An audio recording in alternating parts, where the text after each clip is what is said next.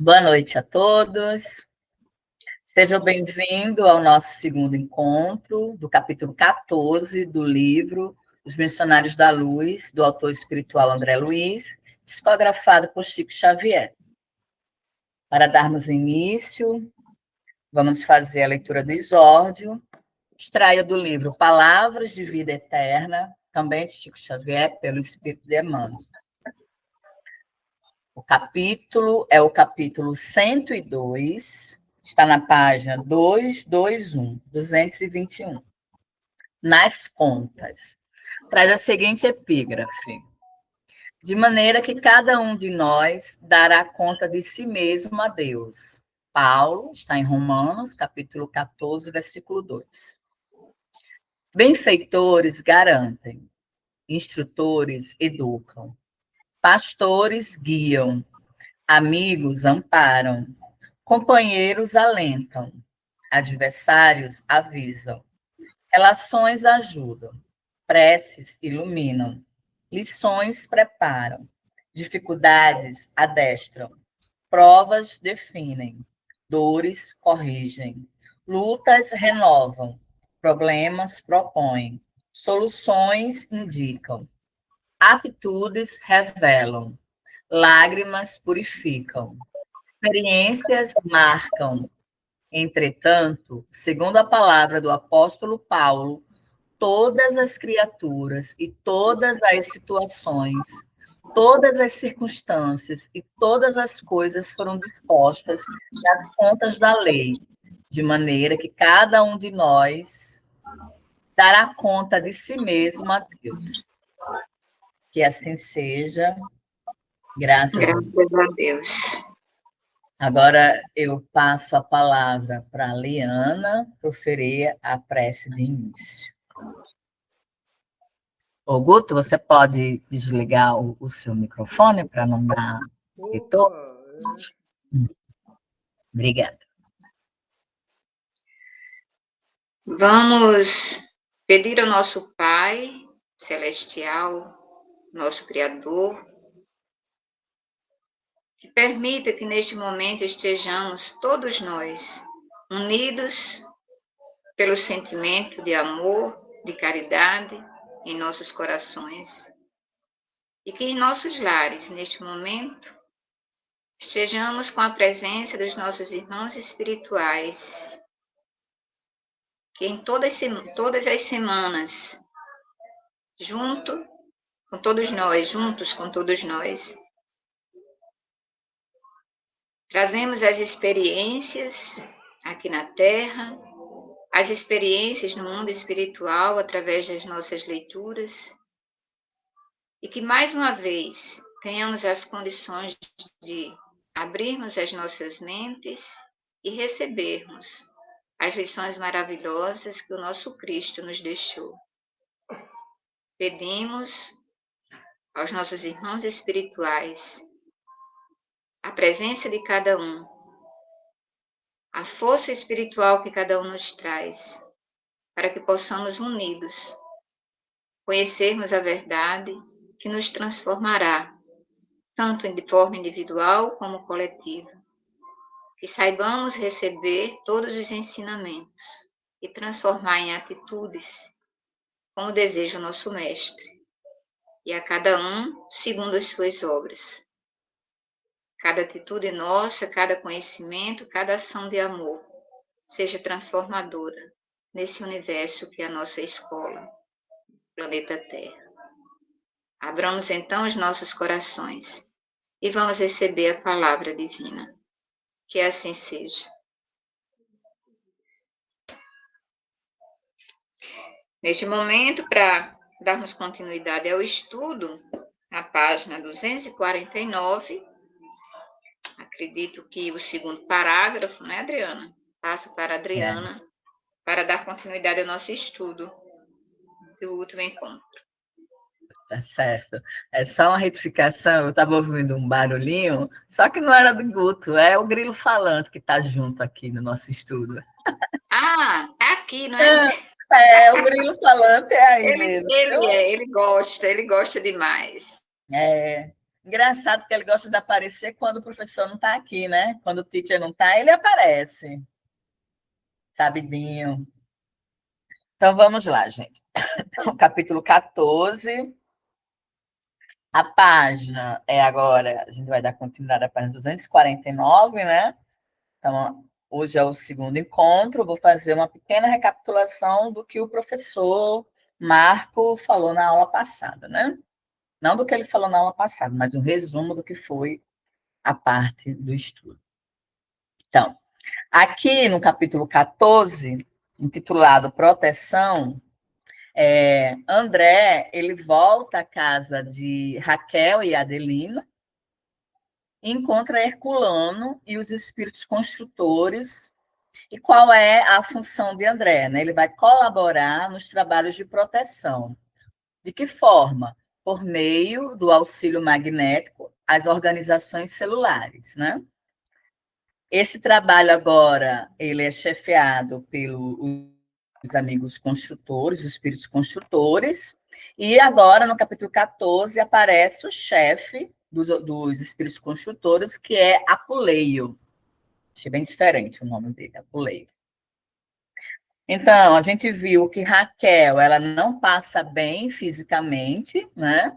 Por quê? Porque começa a sentir o esforço de adaptação que a deixará indisposta por alguns dias. Por que isso? Né? Por causa da formação do zigoto, né? Que é o serviço inicial do feto.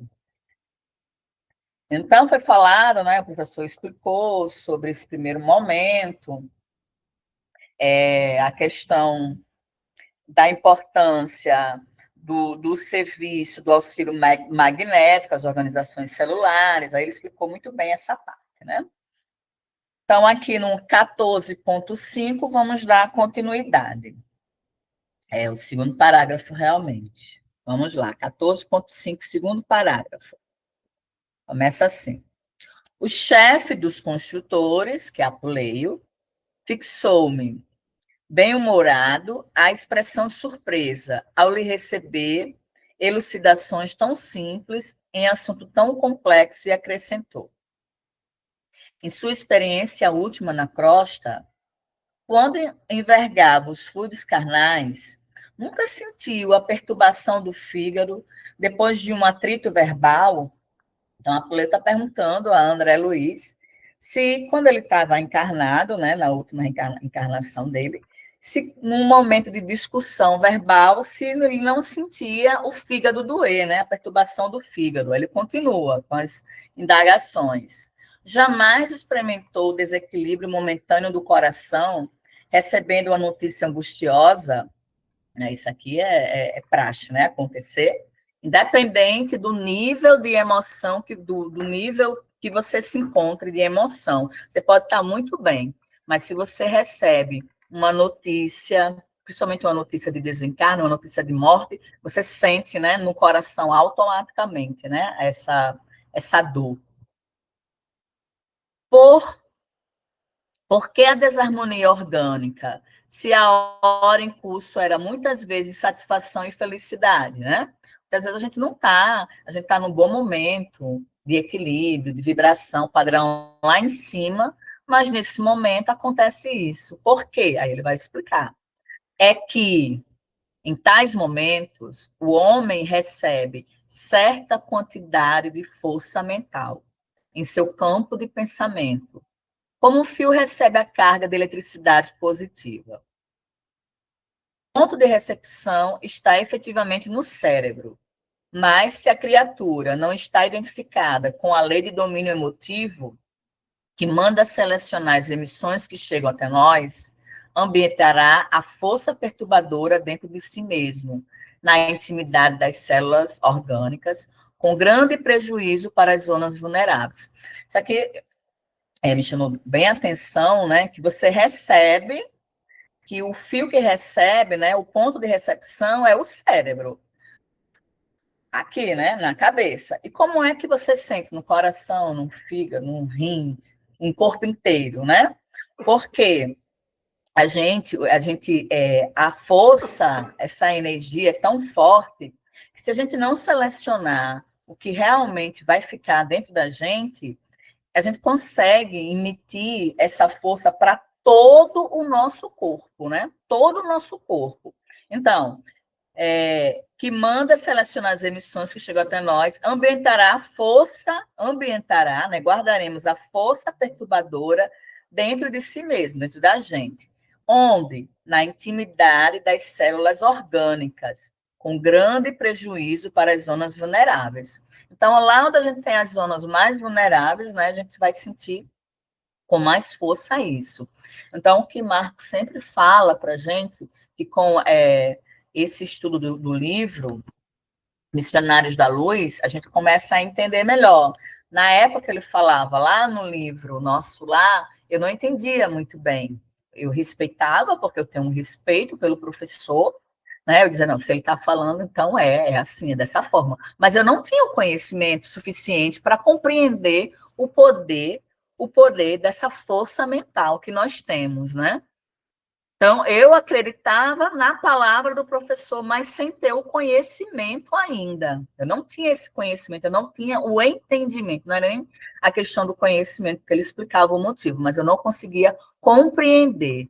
A gente vai ver mais um pouquinho nesse capítulo que Apuleio ele fala para André Luiz que ele não tem ainda, nós, no caso, temos ainda a capacidade de entender, porque a gente não consegue entender uma coisa tão simples que dirá algo mais complexo. É como se a gente não tivesse ainda preparado espiritualmente. A nossa linguagem, em alguns momentos já foi falado que ela não é suficiente, né? A gente tem uma palavra que tem vários significados, várias acepções de acordo com o contexto, que isso aí, segundo não lembro quem foi que falou isso, mostra também um pouco de pobreza, né, de pobreza da nossa língua, que às vezes causa até confusão por causa disso, e principalmente porque a gente não tem o conhecimento, não tem o entendimento ainda, né?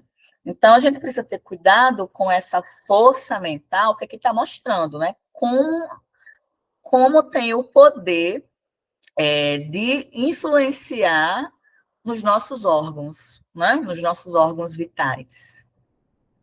Então, Apuleio, com muita serenidade, fez um ligeiro intervalo e considerou: se é muito difícil explicar aos homens encarnados fatos rotineiros como esses a que nos referimos, repetidos com eles dezenas de vezes durante cada dia de luta carnal, como informá-lo com exatidão e minúcias quanto à ambientação do molde vivo para a edificação fetal na intimidade uterina? Aqui, porque logo no início do capítulo, André estava perguntando como era que era possível que Raquel conseguia fazer essa ambientação dessa força criativa de receber o espírito, o perispírito. Eu esqueci o nome, não é diminuído, é outro nome que tem. A redução, né? Reduzido o perispírito de Segismundo, como ela consegue asilar, esse termo que usa no capítulo, no perispírito dela. Como consegue fazer isso? Aí está falando, se vocês não conseguem entender uma coisa simples, que é a energia mental, que vocês lidam diariamente na crosta terrestre, não conseguem entender isso? Imagine como é que eu posso explicar para vocês, com clareza e minúcias, algo que é muito mais além, né, cientificamente, espiritualmente, que é a questão da ambientação do molde vivo, no caso da redução do perispírito, na intimidade uterina. Aí ele já começa a explicar isso, né, que no caso, está se referindo a André, mas está se referindo a gente, que a gente não consegue entender uma coisa simples, que é o poder da mente, né, a força da mente. Como é que vai explicar para a gente com exatidão, com clareza? Aí ele vai falar justamente isso, né? Aí ele diz, né? Vou passar agora para a Leana, mas ele vai falar: precisamos esperar pelo concurso do tempo para conjugar as nossas experiências. Né? A natureza ela não dá salto. Às vezes o que a gente não entende agora, a gente vai entender mais na frente, ou por meio da vivência, ou por meio da experiência, ou por meio da leitura, ou por meio da maturidade espiritual, carnal, mas a espiritualidade não. O progresso, ele não dá saltos, né? Passa agora para a Leana. Alguém quer comentar mais alguma coisa? Então, passo para a Leana. Vamos prosseguir, né? Essa colocação de Adriana aí, na verdade, explicando o que o capítulo nos traz, eu, particularmente, passei por um processo de interrogação quando passamos por aquela cena em que a mãe de Raquel entrega a Raquel a forma reduzida, né, do perispírito, para que a partir dali houvesse a concepção. E eu ficava imaginando, mas de que maneira ela vai receber com as próprias mãos e colocar no útero? Que forma isso se dá? Eu me interroguei, mas fiquei, em algum momento a gente vai encontrar, né? E a gente não encontra.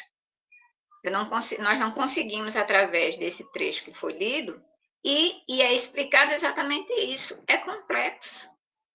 Nós não temos ainda a capacidade de entender, se a gente nem entende por que o fígado dói se vem um atrito verbal, se o coração acelera, fica irregular diante de uma notícia que seja ruim, ou até mesmo boa, né, que há uma alteração nas nossas energias, como é que a gente vai compreender esse momento? Então, é só o tempo. Vamos esperar o tempo de Deus em algum momento, seja aqui ainda, talvez não, talvez num processo em que a evolução esteja mais elevada, né? A gente venha ter essas respostas. Então, ou então, Pitty sabe, né? Vamos lá para a continuação. Animado com as elucidações recebidas, observei, isso André Luiz, não é?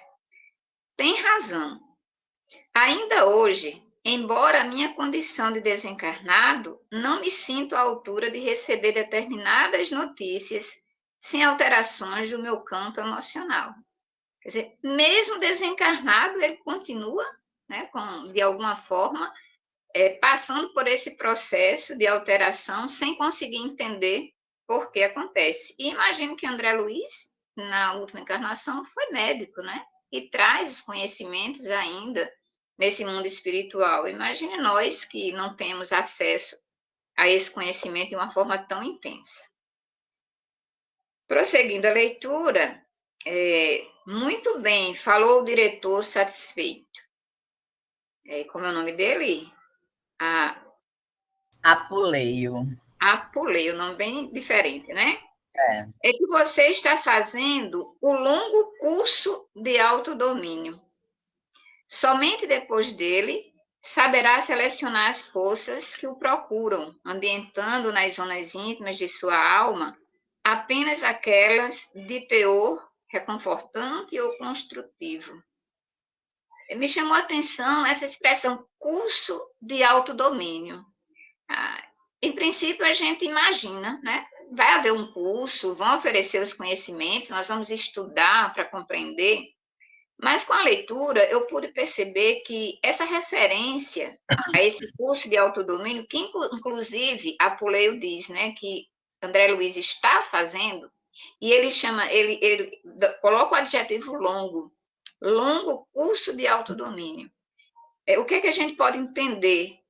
É a própria vivência nossa aqui na Terra, com as experiências. No momento que a gente imagina que a Terra é uma escola, né? Que nós estamos aqui exatamente para passar por situações difíceis. E quando essas situações aparecem e que exigem de nós um determinado comportamento, é através desse comportamento que a gente vai conseguir fazer as nossas escolhas, ter determinados procedimentos, sejam eles acertados ou não, não é? Mas é a própria vida, é a própria experiência humana que eu considero aqui como esse curso de autodomínio. E com esse amadurecimento que a gente consegue, o que é que a gente busca, não é, nesse curso de autodomínio? Aprender a selecionar essas forças que procuram a gente. Aqui no texto é usado muito o termo ambientando, né? ambientando nas zonas íntimas de sua alma apenas aquelas de teor reconfortante ou construtivo. Então, nós temos que receber essas situações de uma forma satisfatória, porque a gente tem a consciência de que não está, nenhuma situação difícil está vindo à toa, é uma lição, é uma aprendizagem, e cabe a nós fazer uma análise dessa situação para que a gente possa fazer as escolhas, assumir determinados comportamentos, que não é fácil, né? Não é fácil, é um processo longo. Então, como podemos exemplificar uma situação dessa? Então, vamos imaginar que alguém faça um xingamento. E naquele momento, o sangue na veia esquentando, né? Quantos de nós não revidamos? Ali pode haver um atrito verbal.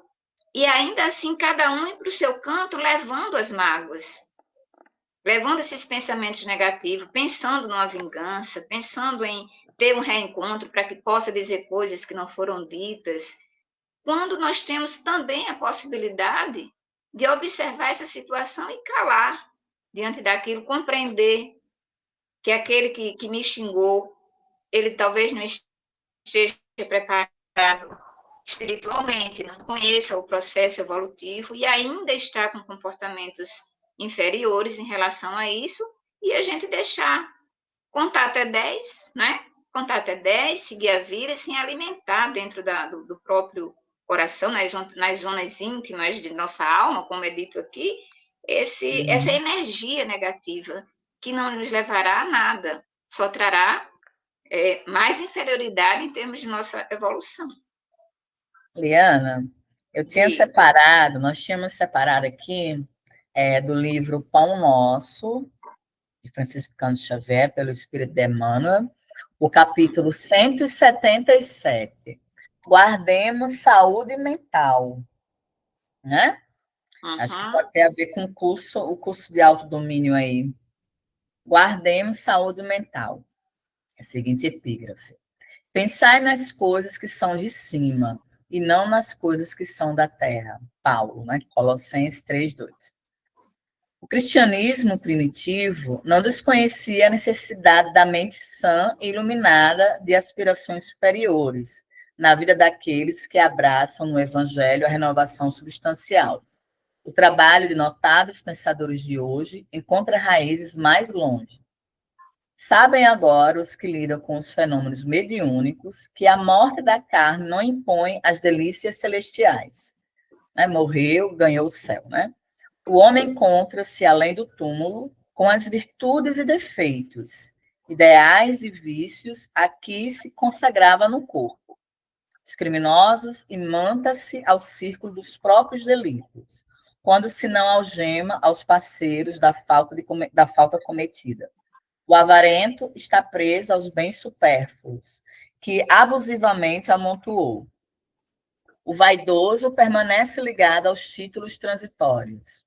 O alcoólatra ronda as possibilidades de satisfazer a sede que domina os centros de força. Quem se apaixona pelas organizações caprichosas do eu, gasta longos dias para desfazer as teias de ilusão em que se lhe segrega a personalidade. O programa antecede o serviço. O projeto traz realização. O pensamento é energia irradiante. Espraiemo-lo na terra e prendemos naturalmente ao chão. Elevemo-lo para o alto e conquistaremos a espiritualidade sublime. Nosso espírito residirá onde projetarmos nossos pensamentos, alicerces vivos do bem e do mal.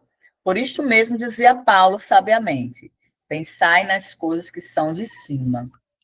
Né? Então, guardemos a saúde mental. Né? Para a gente guardar a saúde mental, a gente precisa selecionar os nossos pensamentos. Não é nem a questão tanto de selecionar os nossos pensamentos. Às vezes a gente não tem nenhum controle, né? A gente não tem o controle assim do pensamento, principalmente daquilo que você escuta do outro. Mas eu tenho a capacidade de filtrar. de receber e colocar para fora. Não, isso aí não me pertence, isso aí diz respeito a você. Escutar e colocar para fora, não guardar, né? Para que a gente possa guardar a nossa saúde mental, não adoecer com o lixo, principalmente o lixo que não nos pertence, né? O lixo mental do outro que não nos pertence. Ok? Perfeito, né? Cai perfeitamente no que nós estávamos estudando. E aí vem a situação de fazermos essa seleção dessas forças que chegam e tratar dessa saúde mental.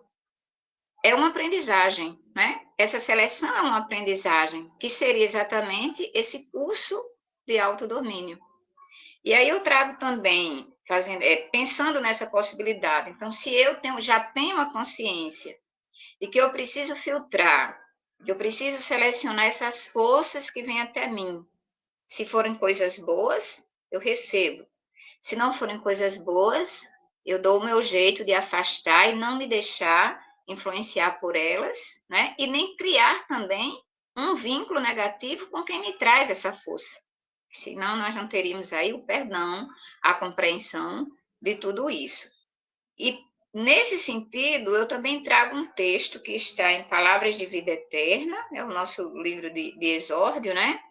Na página 127, nós vamos ter o capítulo 55, que traz como título Suportemos. Então, já nos remete àquela ideia. Se vai chegar uma força negativa, qual deverá ser o meu comportamento diante disso? Então, a gente já pensa em suportar. Suportar seria, nesse caso, saber que vem, vamos deixar que venha, mas a gente vai ter uma atitude diante desse momento, diante dessa força. E suportar seria esse caminho. Na epígrafe, nós temos: tenha a paciência, a sua obra perfeita. Em Tiago, capítulo 1, versículo 4. Então, já surge aí a palavra paciência como uma palavra muito importante nessa reflexão. Na hora que essa força chega até nós, essa força mental negativa, nós teremos a paciência como um caminho para que a gente possa aprender nesse curso de autodomínio a fazermos essas escolhas que são as mais certas, para que essas forças sejam estacionadas ali e não contribuam para a nossa evolução de forma inferior, né?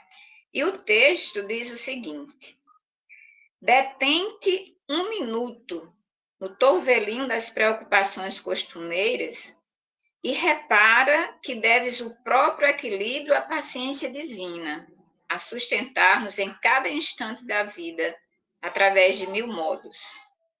Muita gente, talvez, em te fitando na ternura do recém-nato, duvidasse da tua capacidade de sobreviver para a existência terrestre.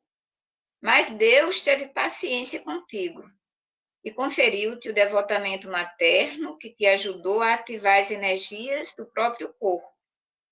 Entendidos de psicologia, em te anotando a intempestividade infantil, provavelmente desconfiaram de tua possibilidade de alfabetização. Mas Deus teve paciência contigo e concedeu-te a heróica ternura de professores abnegados, que te abriram novos horizontes no campo da educação. E a paciência do Senhor, cada dia, permite, generosa, que tais plantas inermes, que te assenhoreis do suor e do sangue dos animais, que te apropries das forças da natureza e que te valhas indiscriminadamente do concurso dos semelhantes, para que te alimentes e mediques, restaures e instruas. Lembra-te dessa paciência perfeita, que te beneficia e cultiva paciência para com os outros. O companheiro, cuja aspereza te ofende, e o aprendiz, cuja incipiência te irrita, são irmãos que te rogam cooperação e entendimento. E quantos te caluniem ou apedrejem são doentes que te pedem simpatia e consolo. Mas para que colabores e compreendas harmonizes e reconfortes, é necessário que a tolerância construtiva te alente os passos. À frente dos óbices de todo gênero, guarda a paciência que ajuda, e diante dos ataques de toda ordem, cultiva a paciência que esquece. Escuda-te, pois, na paciência para com todos, sem jamais te esqueceres de que a alegria dos homens é a paciência de Deus. Então, esse texto vem nos dar uma lição nesse curso de autodomínio, né? De buscarmos essa paciência, buscarmos a tolerância, e em cada irmão que se aproxime de nós para jogar pedra, que a gente possa compreender e não revidar. E a partir daí, com o uso dessa paciência e dessa tolerância, fazermos uma transformação, tanto em nós, mas principalmente nesse irmão, que precisa da nossa ajuda, precisa do conhecimento, que só a paciência que Deus nos ensinou, né? Porque o texto nos mostra que, em situações de nossa vida, alguém já disse que nós não conseguiríamos alcançar tais coisas. Por exemplo, a educação. Mostrou o exemplo daquela criança que, pelo comportamento irregular, no sentido de dar trabalho, de demonstrar que não tem atenção, e algum psicólogo dissesse, ele não vai conseguir. Mas Deus deu para ele professores abnegados, que com o conhecimento profissional que tinham, conseguiram fazer essa transformação. E esta criança, que antes aparentemente tinha problemas, até ditos pelos profissionais, conseguem fazer essa transformação, porque a gente tem que confiar na paciência divina. E se Deus tem paciência com a gente, nós devemos também aprender a lição. Devemos usar essa paciência nesse curso de autodomínio, e sabermos filtrar e pacientemente tentar resolver, já que conhecemos o caminho que Deus nos mostra. Alguma colocação? Qual é o título da palavra vida eterna que você leu? É o capítulo 54. 54. Não, foi 54, deixa eu ver. Acho que eu coloquei aqui. 55, capítulo 55, e o título é Suportemos. Está na página 127 do nosso livro. Vamos, então, dar continuidade à leitura, não é? Em seguida, fornecendo-me a impressão de desejar manter-se dentro do assunto em exame, Apuleio prosseguiu. Quanto às suas observações alusivas à colaboração de Alexandre na escolha do elemento masculino de fecundação, cumpre-me acentuar que não podemos contar em todos os casos com esse concurso, que depende do setor de merecimento. Em algum momento a gente lembra que realmente André Luiz questionou, né? Diante daquela situação tão perfeita dos irmãos espirituais acompanhando todo o processo, inclusive na escolha do espermatozoide, a gente viu que Alexandre conseguiu, com um toque, acelerar o processo da corrida, que foi chamada corrida divina, né? Uma corrida divina, para que aquele espermatozoide que Alexandre sabia que teria que ser ele, diante de tudo que já foi preparado nesse planejamento reencarnatório, ele conseguisse ser o primeiro a chegar no óvulo. E aí André questionou, é sempre assim? E é colocado aqui que não, né? Em todos os casos não acontece dessa maneira, que depende do setor de merecimento. E continuando a leitura, nós temos, entretanto, quando o fator magnético não procede de cooperação elevada dessa ordem, devemos considerar que ele prevalece do mesmo modo, compreendendo-se que a esfera passiva está igualmente impregnada de energias de atração. Se o elemento masculino da fecundação está repleto de força positiva, o óvulo feminino está cheio de força receptiva. E se esse óvulo está imantado de energias desequilibrantes, naturalmente exercerá especial atração sobre o elemento que se aproxime de sua natureza intrínseca. Em vista disso, meu amigo, a célula masculina que atinge o óvulo em primeiro lugar para fecundá-lo não é a mais apta em sentido de superioridade, mas em sentido de sintonia magnética, em todos os casos de fecundação para o mundo das formas. Então, aqui a gente percebe, diante daquela curiosidade de André, né, de saber se não acontece com todo mundo, não, depende do merecimento. Mas é colocado que essa corrida vai existir. E se não teve o merecimento de vir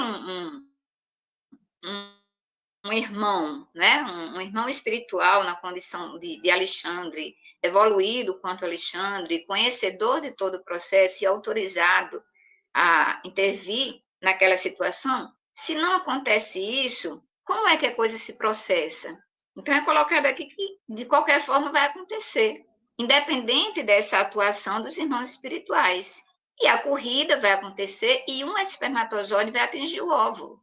Mas não será aquele, por exemplo, que foi colocado lá por Alexandre. Mas essa corrida vai acontecer de acordo com o que ele está chamando aqui de sintonia magnética. Se esse espermatozoide que vem, né, traz uma determinada energia positiva, vai encontrar, né, vai encontrar na mulher, no óvulo, essa energia positiva também. Mas se essa energia for negativa, esse espermatozoide vai fecundar, mas encontrando também um ambiente negativo. Por quê? Predomina nessa situação, sem a ação da forma como foi a de Segismundo, vai prevalecer a atração natural. E aí vai prevalecer a lei da sintonia. Como acontece com os espíritos, nós atraímos aqueles que têm os mesmos pensamentos, né? Enquanto como pessoas, nós temos assim uma assimilação que são iguais ou parecidos, e isso ocorre de forma natural também com o espermatozoide e com o óvulo, predominando aí essa sintonia magnética. Alguma pergunta, alguma colocação, algum esclarecimento ou acréscimo para a gente discutir?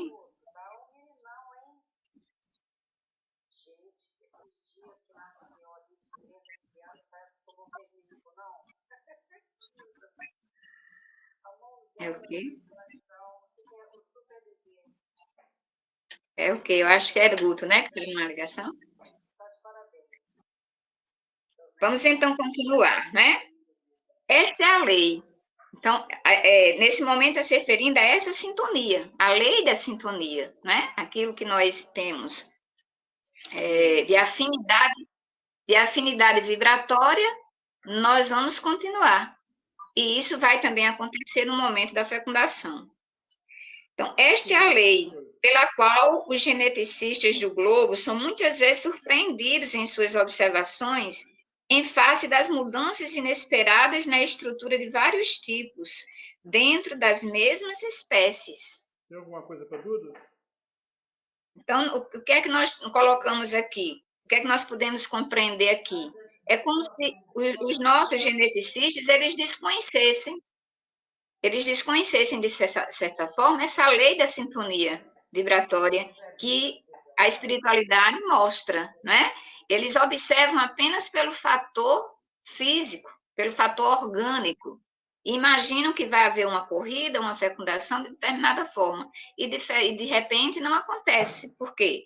Porque depende também dessa sintonia magnética que corresponde exatamente a essa afinidade vibratória do espermatozoide e do óvulo.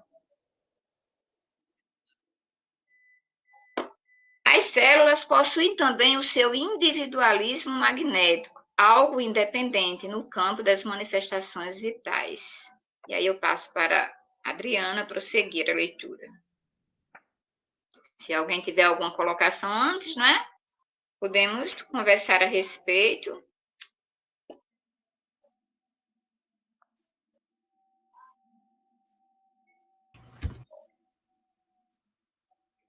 14,7, né? Nesse Enquanto o diretor sorriu, prosseguiu. Leio, né? Se a mulher pode exercer a sua influência decisiva na escolha do companheiro, também a célula feminina, na maioria das vezes, pode exercer a sua atuação na escolha do elemento que a fecundará, né? No caso aí, por causa da sintonia magnética, né? Claro que nos referimos aqui a problema de ciência física, sem alusão aos problemas espirituais das tarefas, missões ou provas necessárias. Identificando-me o silencioso gesto de interrogação, o diretor observou. Sim, porque nas obrigações determinadas de certos espíritos na reencarnação, as autoridades de nossa esfera de luta dispõem de suficiente poder para intervir na lei biogenética, dentro de certos limites, ajustando-lhes as disposições a caminho de objetivos especiais, como foi o caso de Segismundo, né? A reencarnação de Segismundo é uma reencarnação programada, onde os pais, Adelino e Raquel, aceitaram receber o algoz de outrora como filho, então teve toda uma preparação, eles vieram primeiro na Terra para poder ser os pais dele, né? Reencarnaram, se conheceram, namoraram, casaram, tiveram um filho, houve toda uma preparação para que eles pudessem aceitar Segismundo, o ex-assassino do marido, né, que destruiu a vida dela, que o marido morreu, foi assassinado, ela acabou entrando para o prostíbulo, e dado o perdão, né? Então, teve toda aquela preparação. Então, ele está falando justamente explicando isso, né? Existe realmente a sintonia magnética, vai acontecer, caso que não seja preciso, necessário, ou não tenha o merecimento, eu penso que seja mais por uma questão de merecimento realmente, que a equipe espiritual todinha faça todo esse trabalho, né? Nesse momento, porém, nossa conversação foi interrompida. Pequeno grupo de entidades amigas pedia a presença de Apuleio fora da Câmara de Serviço. Muito gentil. Adriana, só um momento. Você permite dar só uma colocação? Sim. Pois não. Nesse trecho aí de sua colocação, quer dizer, há possibilidade de intervenção espiritual, como foi o caso de Segismundo, né? E é colocado assim, dispõe de suficiente poder para intervir na lei biogenética, mas é interessante a gente saber, dentro de certos limites, porque às vezes passa aquela ideia, né? Quer dizer, eles têm todo o poder para fazer essa intervenção no momento da fecundação, mas eles têm poder, mas esse poder ele é limitado. Ele é limitado. Essa limitação é importante que a gente porque tem o livre-arbítrio, né? Como ele mesmo falou. Poderia acontecer, no caso de Adelino e Raquel, eles acertaram lá na erraticidade, que seriam os pais de Segismundo. Mas aqui encarnado, mesmo com aquelas aproximação, eles poderiam recuar. Não quero, né? Quando chegasse aqui, poderia recuar, como acontece, né? Como teve, não sei se vai passar ainda, casos em que se combina receber o espírito como filho, mas o casal decide aqui, não vamos ter filhos. E aquele espírito que estava para vir naquele casal não vai poder vir naquele casal, vai ter que vir outro. Então, foi respeitado o quê? O livre-arbítrio, né? Então, o livre-arbítrio, muito bem lembrado, Leandro, o livre-arbítrio, ele é sempre respeitado, né? Uhum. Nós temos o livre-arbítrio, né? Então, vamos lá. Sim, muito gentil, o chefe de trabalho convidou-me a acompanhá-lo, né? Apresentou-se o grupo com desembaraço. Constituíam-se de duas senhoras desencarnadas, amigas de Raquel, e de um amigo de Segismundo, desejosos de testemunhar-lhes afeto e dedicação na experiência em curso. Vinham de nossa colônia espiritual, em serviço, nosso lar, né? Em serviço de assistência a familiares detidos na crosta, e pretendiam aproveitar a oportunidade para a visita carinhosa. O diretor ouviu-nos atencioso, bem-humorado, mas, com imensa surpresa para mim, observou: como responsáveis pela organização primordial do novo corpo de carne do nosso irmão Segismundo, agradecemos a atenção de todos, porém, não podemos autorizar a visita a esta hora. Então, aqui, nesse momento, no início da concepção, não era possível que esses amigos desencarnados viessem fazer essa visita. Aí ele vai explicar, né, porque não poderia ser interrompido, ela não poderia receber essa visita, que poderia, uma senhora até mesmo confirma, que ia causar emoção em Raquel, né, e isso poderia influenciar no desenvolvimento das células. Só seria possível essa visita no 21º dia, né, que o embrião já estaria formado, com todas as células lá, as folhagens divididas. Aí ele vai explicar isso, né, Ana? Passar para Cadê você. a foto da Giovana e a foto do... Guto, teu microfone está aberto. Oi, obrigado. Esse momento Mandei a que a gente foto da acabou de ver da Giovana chegada de e do 3 Miguel para ela. pessoas, Não tinha né? mandado Com ainda. tanta vontade de visitar Raquel, cria até uma situação que poderíamos considerar constrangedora, né? Mas vejam que o Apuleio, né, que é o diretor, ele consegue se colocar diante dessas visitas de uma forma que eles puderam compreender. Olha como ele fala, como responsáveis pela organização primordial do novo corpo de carne de nosso irmão Segismundo, agradecemos a atenção de todos, porém não podemos autorizar a visita a esta hora, né, que seria à noite aí. É realmente uma situação meio complicada, mas diante da responsabilidade, da importância daquele momento, dessa construção do corpo de carne, principalmente nas primeiras horas, era necessário que tivesse. E não é uma situação fácil, né? Inclusive, até citar aqui um exemplo vivido por mim. Eu tenho uma pessoa da família que, neste momento, está vivendo uma situação difícil, né, de câncer, e fazendo como é que a gente chama, as sessões de quimioterapia, de radioterapia.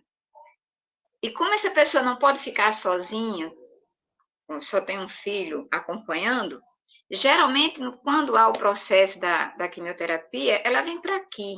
Eu mando buscá-la em Natal, porque não pode vir de ônibus, né? E vem para minha casa para que a gente cuide daquele momento.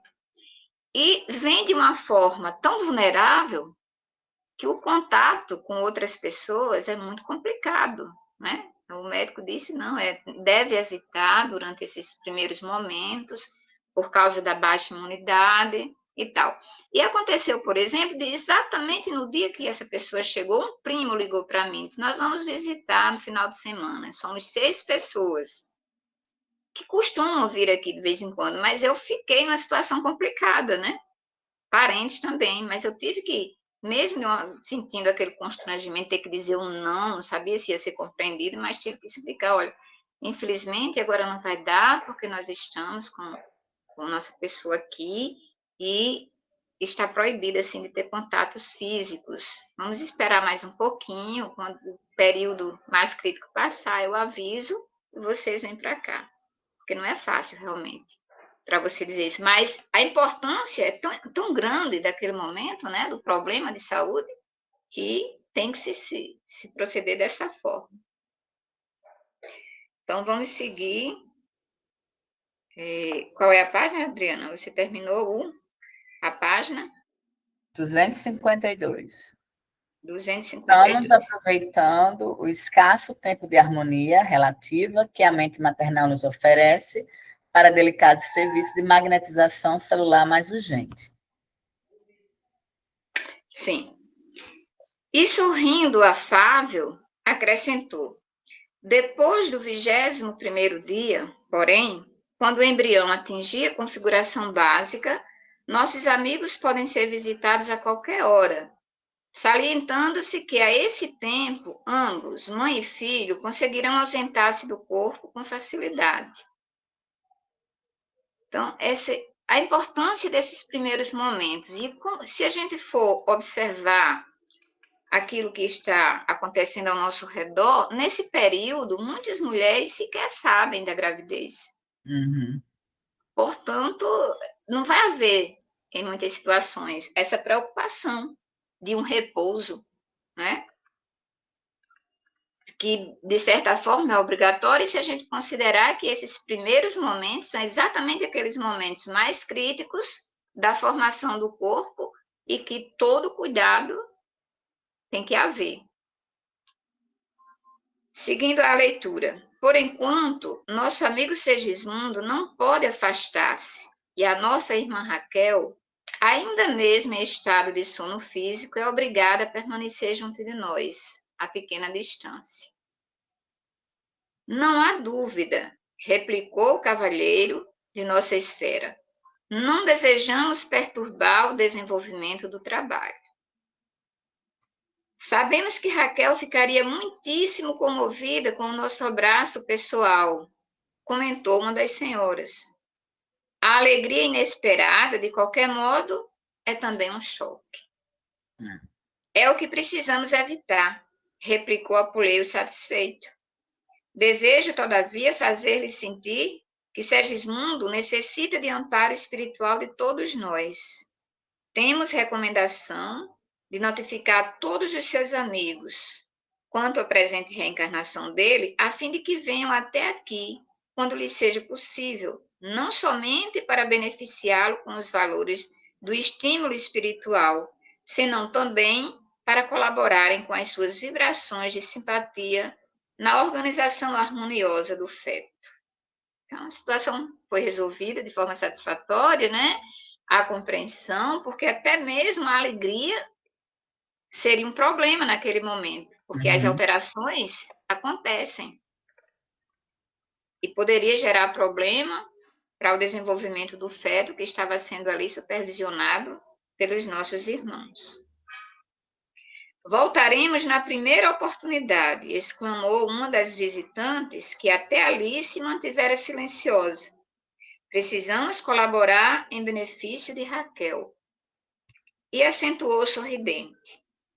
Temos uma série de excursões espirituais para as próximas noites dela. Faremos tudo para oferecer-lhe um estado de alma confiante e feliz. Diversas amigas se encontram avisadas para esse fim. Então, vamos aguardar que os 21 dias se passem, né? Que esse repouso necessário aconteça, para que haja essa liberação. E que bom que as amigas estão prontas, já estão organizadas para fazerem essas visitas e trazerem as energias positivas, né? As forças mentais das quais Raquel necessita, e Segismundo também, porque eles estão interligados através do útero, e que esse processo se consolide nesses 21 dias iniciais e continue com o trabalho de ajuda para a mãe e para o filho. E aí eu passo novamente para a Adriana, antes, se alguém quiser fazer algum comentário. Que esse capítulo, tirando o início, né? Ele é mais narrativo, né? Narrando realmente os acontecimentos, né? No início que tinha aquela explicação que o professor já passou para a gente. Então, vamos para a página 253, 14.9. Muito bem, respondeu o diretor atencioso, né? Apulei. Logo após, despediam-se os visitantes, enquanto eu registrava mais uma preciosa lição do plano espiritual. A sós, de novo, Apuleio esclareceu-me bondoso. O momento que atravessamos é delicado e não podemos distrair a atenção. E, noite a noite, penetrei na câmara de trabalho reencarnacionista, aprendendo e cooperando, para melhor conhecer a generosidade dos benfeitores espirituais e a sabedoria de Deus manifesta em todas as coisas. Depois da vesícula germinal, com a cooperação magnética dos construtores para cada célula, formaram-se os 3 folhetos blastodérmicos, aproveitando-se o molde que Raquel idealizara mentalmente para o futuro filhinho, que foi aplicado sobre o modelo vivo de Sigismundo, em processo de nova reencarnação. Então, aqui eu passei aqui um Google, só para relembrar, né? Os folhetos blastodérmicos, também conhecido como folhetos germinativos ou embrionários, são as camadas primárias de células que se formam durante a gastrulação no desenvolvimento embrionário dos animais, né? Então, no ser humano, eles formam 3 folhetos germinativos: ectoderme, que é a camada mais externa, que dá origem ao sistema nervoso, cérebro e medula, a epiderme da pele e seus anexos, como pele e unha, e esmalte dos dentes. Mesoderme, que é o folheto intermediário, dá origem aos músculos, ossos, sistema circulatório, vasos e coração, sistema reprodutor, sistema excretor e a derme. E endoderme, que é a camada mais interna, dá origem ao tubo digestório, estômago e alças intestinais e revestimento dos sistemas respiratórios e digestórios. Então, aqui está mostrando a formação, né? Os 3 folhetos germinativos que vai formar o corpinho de Segismundo. Reparei que os trabalhos dos técnicos espirituais eram em tudo semelhante aos serviços que acompanharam na sessão de materialização dos desencarnados. Tomava-se concurso do interessado, valia-se da colaboração de Raquel, que, no caso, tomava a função de médium da vida, mobilizavam-se amigos, utilizava-se de recursos magnéticos, requisitava-se o auxílio direto e positivo de Adelino, futuro pai de Segismundo, como se requeria na sessão o concurso do orientador mediúnico, sobre as forças passivas da intermediária. Aqui ele está fazendo uma comparação, né, do que ele está vendo ali como uma sessão de materialização dos desencarnados. O símile era completo, apenas com a diferença de que, nos trabalhos de materialização dos desencarnados, gastava-se algumas horas de preparação para um ressurgimento incompleto e transitório, ao passo que ali se gastariam 9 meses consecutivos para uma reencarnação tangível da alma, em caráter mais ou menos longo e definitivo. Aqui eu não tenho muito conhecimento dessa sessão de materialização de desencarnados, né? Mas só em relação ao tempo, se para uma sessão de materialização de desencarnado, o tempo são de algumas horas, né? Peraí. Algumas horas de preparação, aí ele fez essa comparação com uma reencarnação, não sei se é uma comparação bem feita, né? Porque você comparar uma sessão de materialização de desencarnado com uma reencarnação que vai levar 9 meses, mas se ele fez a comparação, né? Então ele deve saber do que está falando. Adriana, eu não tenho um conhecimento, digamos assim, suficiente para dar muitos detalhes dessa sessão de materialização, né? Mas o pouco que eu sei, vou tentar mostrar. Então, existe um espírito, né? Esse espírito, ele não é visível para todas as pessoas, só para aqueles que têm o dom de ver, mas esse espírito, ele naquele momento da sessão de materialização, o objetivo é fazer com que ele seja visto por todos. E para isso ele precisa ser matéria. Ele precisa estar materializado. Então, isso acontece, tangível. Isso acontece de uma maneira em que é necessário um médium, né? Esse médium vai doar ectoplasma. Esse ectoplasma digamos assim, é algo que sai do nariz, dos olhos, da boca. Parece assim um algodão branco. Esse ectoplasma, ceder esse ectoplasma é algo muito difícil. Tem que ser um médium preparado para isso, médium de materialização. E a partir daquele ectoplasma, aquele espírito, ele consegue se envolver no ectoplasma e a partir dali ele se torna tangível, visível, né? Eu não sei se tangível, mas visível sim, porque ele passa a ter a matéria naquele momento. entende? Ele está materializado. E é o que acontece, essa comparação, mas ele coloca a diferença no final do tempo, né? É como se fosse miniatura. Por quê?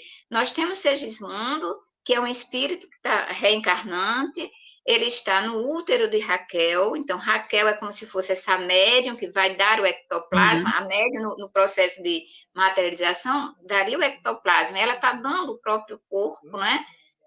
Para que aquele espírito tenha matéria. Vai chegar um momento que ele vai estar materializado, mas não por pouco tempo, como acontece na materialização espiritual, né? Nesse caso das sessões mediúnicas, mas a matéria que a gente conhece, essa matéria que vai ser por uma vida, por uma existência. Então, acredito que seja por isso que eles fazem essa no caso foi André, né? Comparação, né? No caso foi André que fez essa comparação, não é? Porque o processo é parecido. É parecido, não, ele disse que o processo era completo, não, o símile era completo, apenas com a diferença nos trabalhos de materialização, né? Aqueles que desencarnado eram poucas horas e da concepção, da reencarnação, leva 9 meses. Mas vamos lá. Esse processo de materialização, atualmente, não é tão aconselhável. Inclusive, Chico Xavier, em um determinado tempo, ele fazia isso, mas o próprio Emmanuel disse, não, Chico, você não veio para aqui para isso, você veio para escrever, né? E a partir daí... Mas, hoje em dia, o conhecimento que eu tenho, as informações que eu tenho, é que acontece muito com aquele doutor Frutuoso, né? Não sei se vocês já ouviram falar, ele tem lá na cidade dele um hospital, alguma coisa nesse sentido, que materializa médicos. E esses médicos materializados fazem curas. Entendeu? Não é só o médico não vai incorporar, ele vai se materializar e atuar. Pronto, pode prosseguir. Então, vamos lá. Com o transcurso dos dias, com o passar dos dias, formava-se o novo corpo de Segismundo, célula a célula, dentro de um plano simples e inteligente. Né? Com o passar de 21 dias, né? Vai passar 21 dias, né? 254, Leana. Prosseguindo nas observações metódicas, verifiquei que o folheto plastodérmico inferior, obedecendo às disposições do molde vivo, enrolava-se, apresentando os primórdios do tubo intestinal, ao passo que o folheto superior tomava o mesmo impulso de enrolamento, formando os tubos epidérmico e nervoso. O folheto médio, assumindo feição especialíssima, dava lugar às primeiras manifestações da coluna vertebral, dos músculos e vasos diversos. O tubo intestinal, em certas regiões, começou a dilatar-se, dando origem ao estômago e às alças de várias espécies e revelando em seguida determinados movimentos de invaginação interna e externamente, organizava aos poucos as estrias inferiores e superiores, constituídas de pregas, vilosidades e glândulas.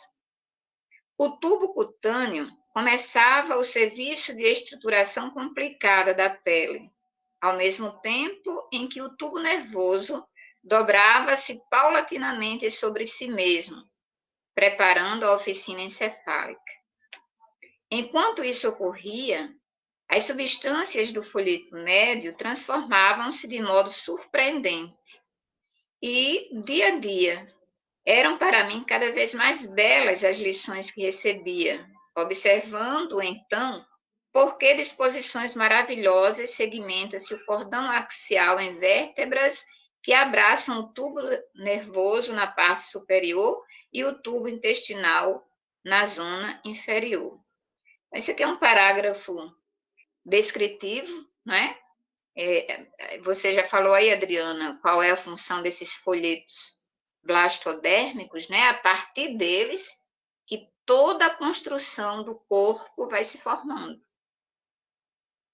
E aqui a gente tem essa explicação, né? Essa formação gradativa da construção do corpo de Segismundo. Então, continuando, o serviço dos espíritos construtores, aliado à dedicação de Herculano, revelava ensinamentos sempre novos. Não seria possível descrever-lhes as minúcias de carinho na construção da nova morada carnal de Segismundo. Trabalhavam com zelo inexcedível, desenvolvendo vasto sistema de garantia das organizações celulares. Por vezes, nos pródromos da formação dos órgãos mais importantes, detinham-se em oração, suplicando as bênçãos de Jesus para a tarefa iniciada. E observei que, sempre que isso acontecia, brilhantes luzes, procedentes do alto, derramavam-se pela câmara, incentivando-lhes a ação. Então, esse parágrafo aqui, eu vi, assim, de uma beleza, é até poético, né? O que está sendo colocado aqui, da importância que é essa formação do corpo. E pela descrição do parágrafo anterior, a gente até consegue fixar a mente no aspecto físico, no aspecto puramente orgânico, científico, mas aí a gente, nesse parágrafo que eu acabei de ler agora, traz de volta para a gente a importância também do lado espiritual, porque vem o momento da oração, o momento da prece, as luzes que aparecem, ou seja, a espiritualidade sempre está presente, de alguma forma, aliando-se à ciência, para que a vida se faça presente na Terra. O trabalho assumia características de verdadeira revelação divina. Para fixá-lo em particularidades, seria preciso esquecer a finalidade doutrinária de nossas singelas observações, resvalando para o campo da técnica, propriamente dita, esforço descritivo esse que tem sido objeto de longas considerações dos tratadistas do assunto e que devem servir ao investigador de puras informações de ordem material nos setores da inteligência. E aí eu passo novamente para você, como o parágrafo começou na página 254, eu não interrompi. Sim, aí aqui fala na 14.11. A primeira célula da fecundação, que é o zigoto, né, estava transformada em um verdadeiro mundo de organização ativa e sábia. O embrião revelava-se notavelmente desenvolvido, né? Então, aqui o embrião está desenvolvido. Eu vou trazer aqui o Livro dos Espíritos, só para a gente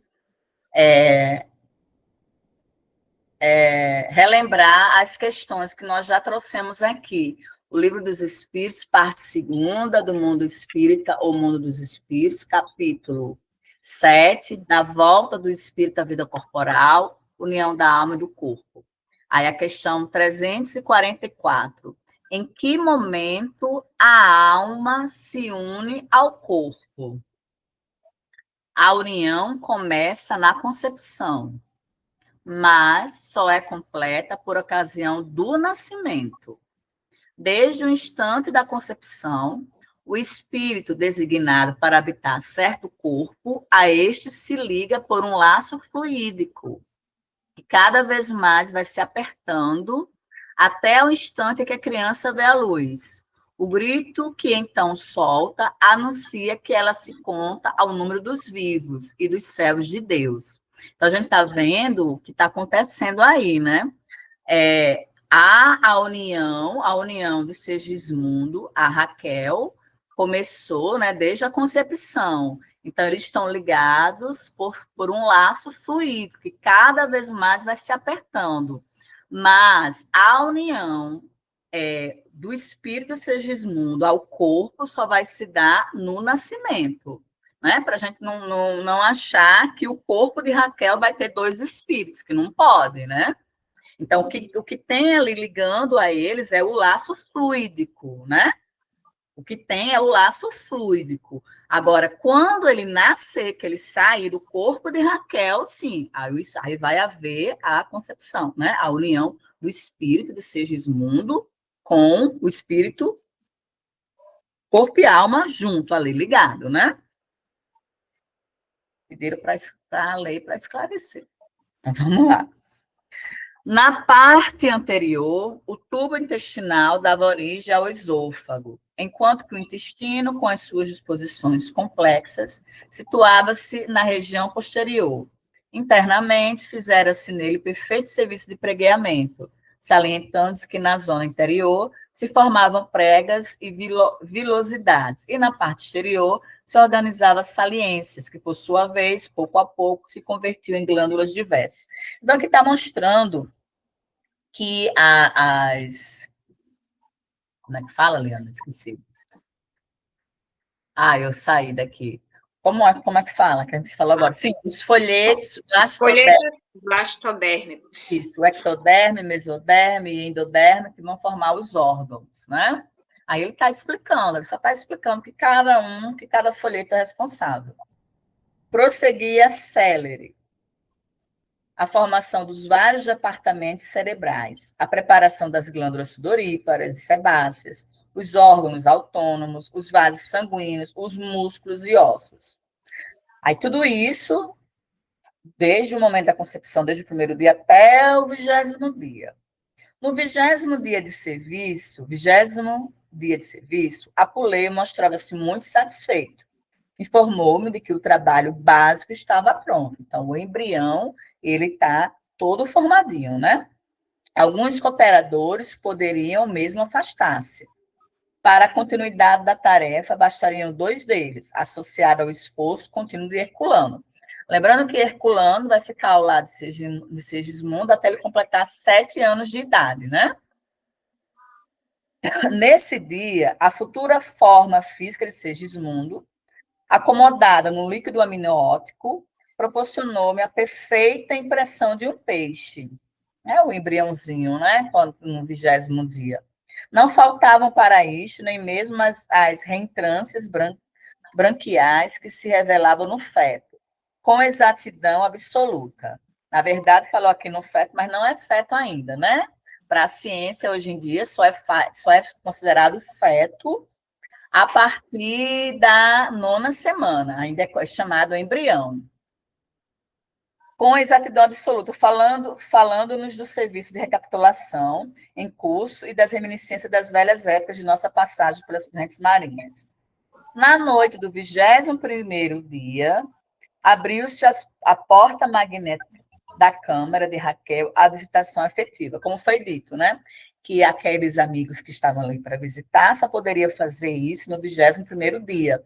Por quê? O primeiro dia até o 20º era esse momento da formação do embrião, dos 3 folhetos blastodérmicos, ectoderme, mesoderme e endoderme, que cada um vai se ramificar para formar os órgãos, né? Cada um responsável pelo órgão interno, intestino, e esses todos que nós vimos aí. Então, a partir do 21º dia, 20º dia já estava tudo formadinho, né? Aí eles poderiam fazer a visita. Liana, acho que a gente pode parar, né? Já são 10. Então, vamos parar aqui na página 254, certo? 255. Não, eu li a 254? Não. 255. Tá. Tem razão, perdão. 250, então, vamos parar na 256. Certo? Vamos começar. Eu li aqui, não foi?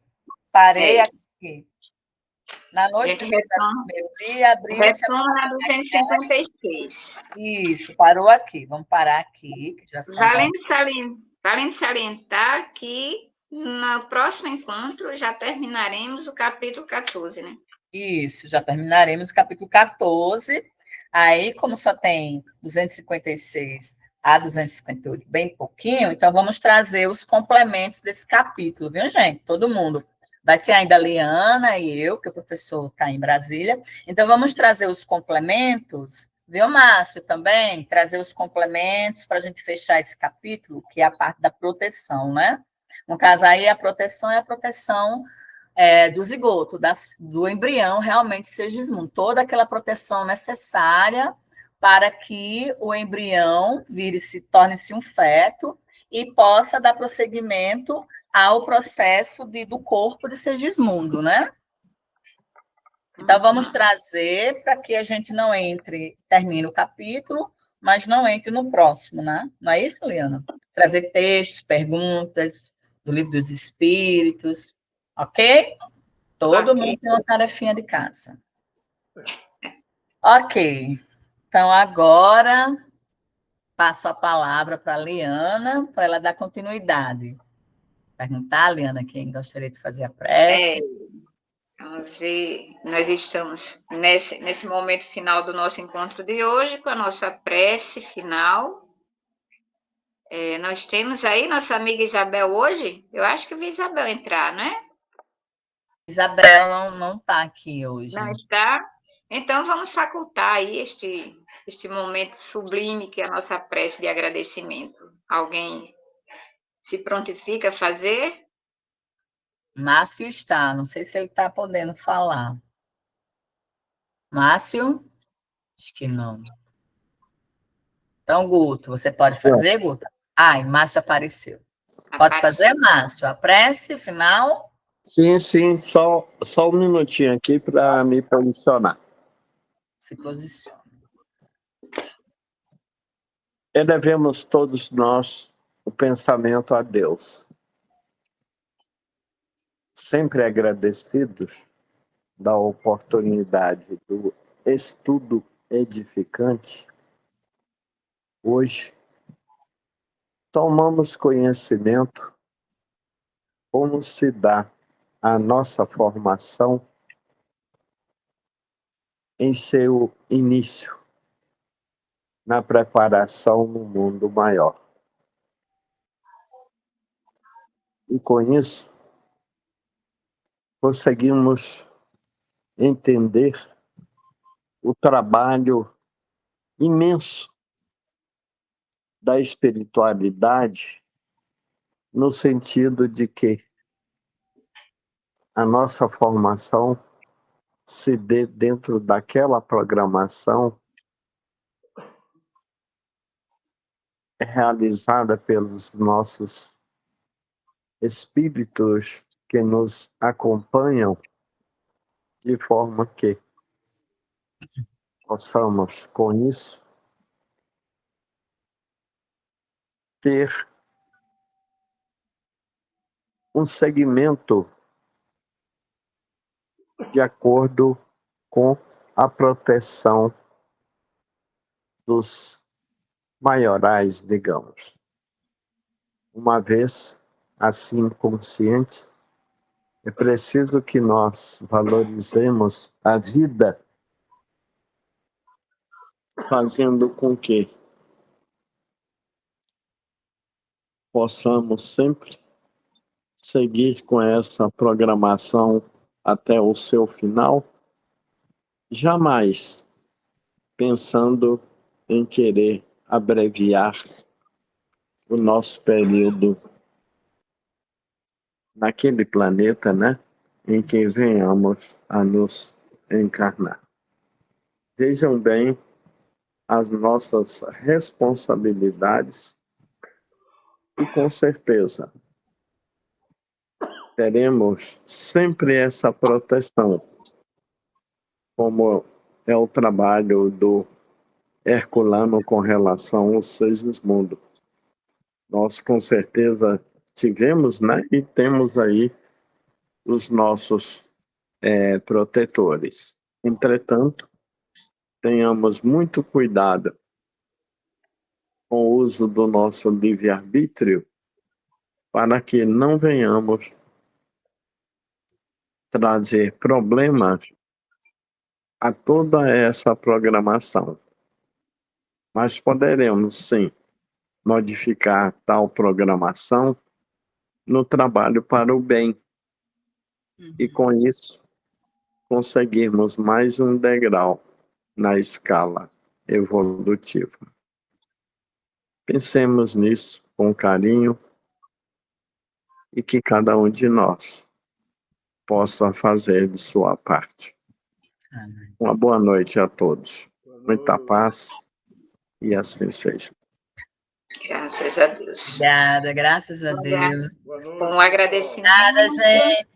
Obrigada a todo mundo pela presença, né? E vamos Isso. com os nossos lares ainda envolvidos. Boa noite, com a luz Bernadette. divina. Boa noite, moça. Até quarta. Até quarta. Beijo. Obrigada, Márcia. Obrigada, Goto. Beijo. Beijo. Um beijo.